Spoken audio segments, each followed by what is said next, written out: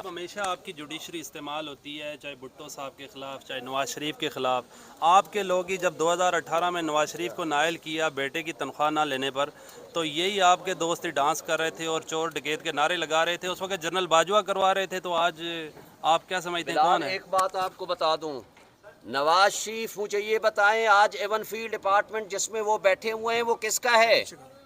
وہ کس کا ہے مجھے بتائیں۔ وہ یہ کہتے ہیں کہ جی ہمارا نہیں ہے۔ آج مریم نواز بھی کہتی ہے ہمارا نہیں ہے۔ حسین نواز کہتے ہیں ماشاءاللہ یہ مریم نواز کا ہے اور ہم سب کا ہے۔ فلور آف دی ہاؤس پہ کھڑے ہو کر اس نے نواز شریف نے یہ کہا تھا کہ یہ ہیں وہ رسیدیں، یہ ہیں وہ ذرائع جس سے میں ثابت کر سکتا ہوں۔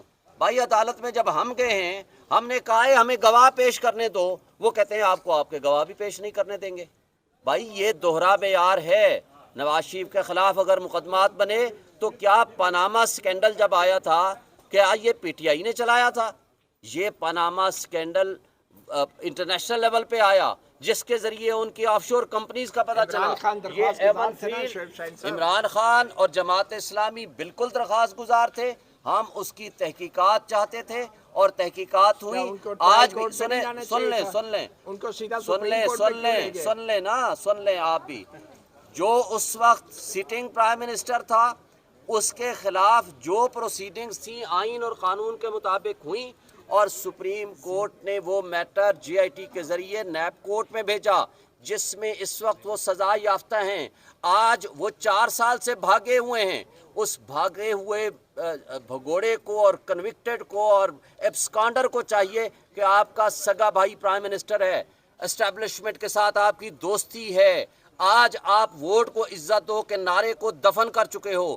آج آئیں اپنی بے گناہی ثابت کریں اور کم سے کم ایک چیز بتا دیں کہ یہ ایون فیلڈ اپارٹمنٹ جو ہے وہ آپ کے ہیں اور اس کی رسیدیں کیا ہیں۔ یہ بتائیں عمران خان ابھی بھی آرمی چیف سے ملاقات کرنا چاہتے ہیں؟ نہیں کرنا چاہتے، نہ وہ کرنا چاہتے ہیں نہ وہ کرنے کی ارادہ رکھتے ہیں، لیکن وہ تمام سٹیک ہولڈرز کو یہ کہتے ہیں کہ اس ملک کی بقا کی خاطر، آئین اور قانون کے تحفظ کی خاطر، اس 25 کروڑ عوام کی خاطر وہ یہ کہتے ہیں کہ آپ آئین اور قانون کی بالادستی پہ عمل کریں اور جمہوری اداروں کو آپ چلنے دیں۔ آپ کے سوال سر ہو گئے، باقی کسی نے کرنا ہے۔ دستاویزات پیش ہوئے توشہ خانہ کیس میں، ایک بھی دستاویزات کو رد نہیں کیا عمران خان نے، سارے تسلیم کیے۔ اب مطیع اللہ جان میری بات سن لو، مجھے یہ بتائیں کہ دستاویزات جب ہم منگواتے ہیں عدالت منع کر دیتی ہے کہ ہم نہیں سن لیں۔ اب آپ بحث نہ کریں، جواب تو سن لیں۔ آپ جواب نہیں سنیں گے مطیع اللہ جان، بڑی زیادتی ہوگی۔ آپ سنیں، تسلی سے سنیں۔ پہلی بات، جب ہم درخواست دیتے ہیں کہ یہ ریکارڈ طلب کریں، وہ کہتے ہیں نہیں کرتا۔ جب ہم یہ کہتے ہیں آپ گواہان کو طلب کریں ہمارے یا ان کے، وہ کہتے ہیں میں نہیں کرتا۔